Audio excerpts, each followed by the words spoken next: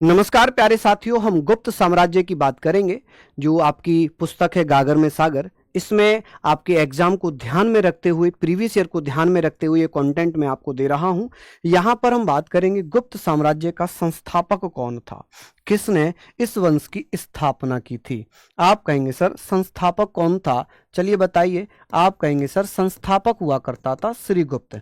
संस्थापक कौन था? श्रीगुप्त था। आप कहेंगे श्रीगुप्त संस्थापक था, लेकिन अगर बात करेंगे वास्तविक संस्थापक कौन था, वास्तविक संस्थापक की बात होगी तो आप मुझे बताना संस्थापक कौन है। तो यहां पर हम बात करेंगे वास्तविक संस्थापक क्या है।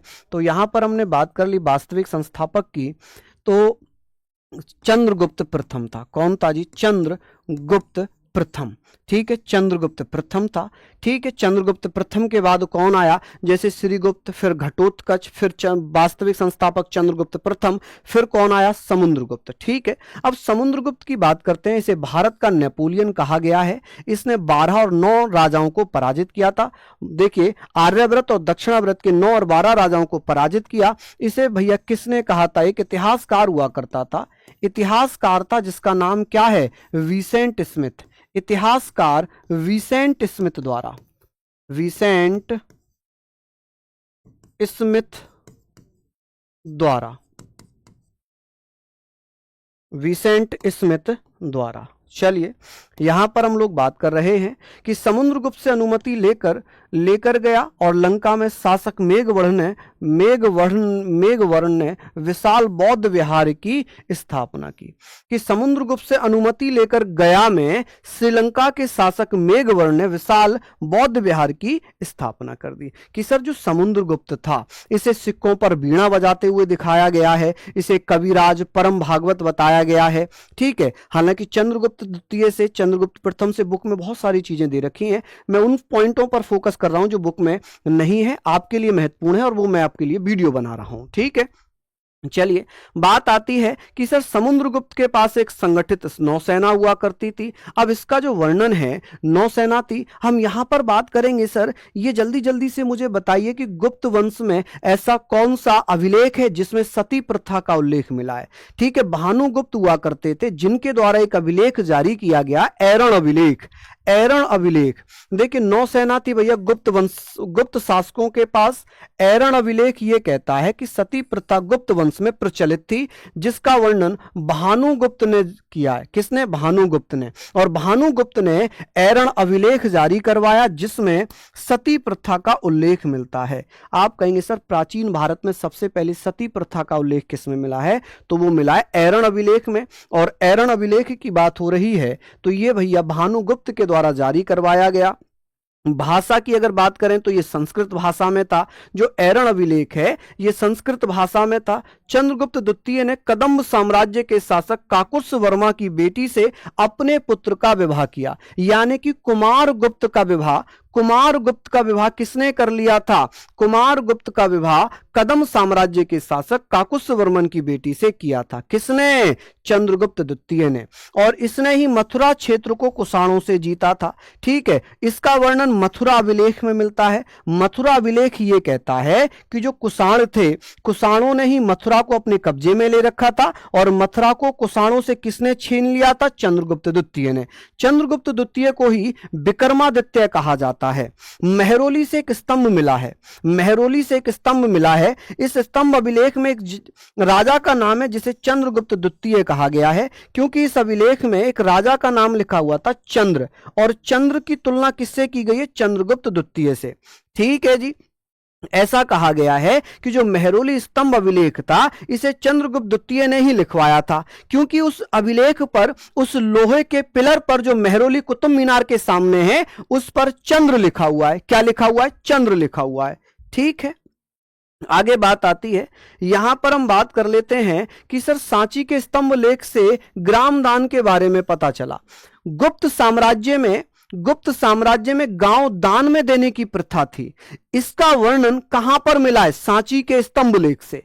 सांची के स्तंभ लेख से गुप्त वंश में यह पता चला कि भैया गुप्त साम्राज्य में गांव दान में दिए जाते थे। ठीक है, चंद्रगुप्त द्वितीय के समय की जानकारी का सबसे अच्छा स्रोत कौन सा माना गया है? देवी चंद्रगुप्तम। कौन? देवी चंद्र गुप्तम। बात आती है कुमारगुप्त प्रथम की। कुमारगुप्त प्रथम ये ध्रुव देवी का बेटा था, यानी कि इसकी माता ध्रुव देवी थी, पिता चंद्रगुप्त द्वितीय था।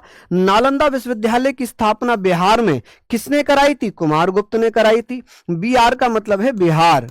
क्या है जी? बिहार। ठीक है, अन्य नाम है ऑक्सफोर्ड ऑफ महायान। कि सर नालंदा विश्वविद्यालय को किस नाम से जानते हैं? Oxford of Mahayana. नालंदा विश्वविद्यालय में आग किसने लगाई थी? आग लगाई थी बख्तियार खिलजी ने। बख्तियार खिलजी। आप कहेंगे सर बख्तियार खिलजी। ठीक है जी, किसने? बख्तियार खिलजी ने, जो कि मोहम्मद गौरी का सेनापति हुआ करता था। उपाधि महेंद्र द्वितीय की। कुमारगुप्त ने कौन सी उपाधि धारण की थी? महेंद्र द्वितीय की। मंदसौर अभिलेख की रचना वत्स भट्टी ने की थी। किसने की थी? वत्स भट्टी ने की थी। जो मंदसौर अभिलेख है, जो कुमारगुप्त के प्रशासन की जानकारी देता है, इसकी रचना वत्स भट्टी ने की थी। और इसके अंतिम दिनों को पुष्यमित्र जातियों के आक्रमण किया, परंतु असफल रहे। यानी कि कुमारगुप्त के शासन के अंतिम दिनों में पुष्यमित्र जातियों ने आक्रमण किया, लेकिन पुष्यमित्र जो है सफल नहीं हो पाए। ठीक है, सोने के सिक्के को दीनार कहा जाता था, जो चंद्रगुप्त प्रथम ने चलाए थे। चांदी के सिक्के भैया रुपये कहे जाते थे, जिन्हें भैया चंद्रगुप्त द्वितीय के द्वारा चलाया गया था। ठीक है जी, चलिए भैया लिख लीजिए जल्दी से।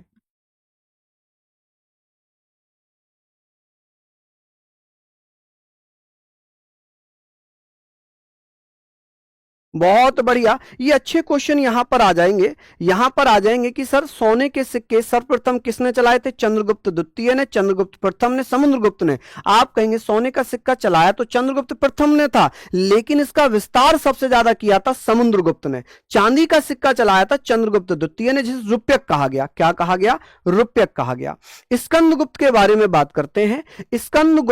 स्कंदगुप्त जो भैया शासन करता है। अब यहां पर बात आती है कि सर इसके समय हूणों का आक्रमण हुआ, और हूणों का नेतृत्व कर रहा था तोरमाड़, जिसने भैया ये कह सकते हैं कि तोरमाड़ ने किसके समय आक्रमण किया था? स्कंदगुप्त के समय। और स्कंदगुप्त ने भैया हूणों को पराजित किया।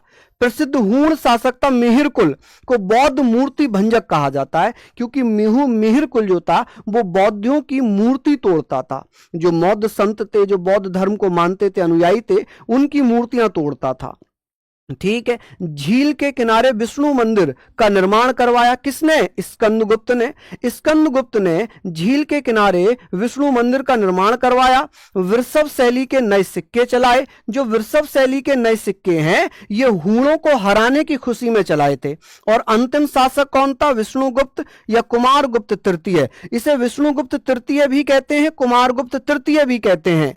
स्कंदगुप्त ने 466 ईस्वी में चीनी सम्राट सांग के दरबार में अपना राजदूत भेजा था। क्या भेजा था जी? अपना राजदूत भेजा था। यह बहुत अच्छा क्वेश्चन बनता है कि भैया वृषभ शैली के सिक्के गुप्त वंश में किसने चलाए थे? गुप्त वंश का अंतिम शासक कौन था? चीन शासक सांग के दरबार में अपना राजदूत किसने भेजा था? तो स्कंदगुप्त ने ही भेजा था। किसने? स्कंदगुप्त ने ही भेजा था। अब यहां पर कुछ मंदिर है, जैसे कि तिगवा विष्णु मंदिर कहां है? मध्य प्रदेश में। भूमरा शिव मंदिर कहां है? मध्य प्रदेश में। दशावतार मंदिर कहां है? झांसी उत्तर प्रदेश, देवगढ़ में। और ऐरण विष्णु मंदिर कहां पर होगा? आप कहेंगे मध्य प्रदेश, सागर में। भीतरगांव लक्ष्मण मंदिर कहां है? कानपुर उत्तर प्रदेश में।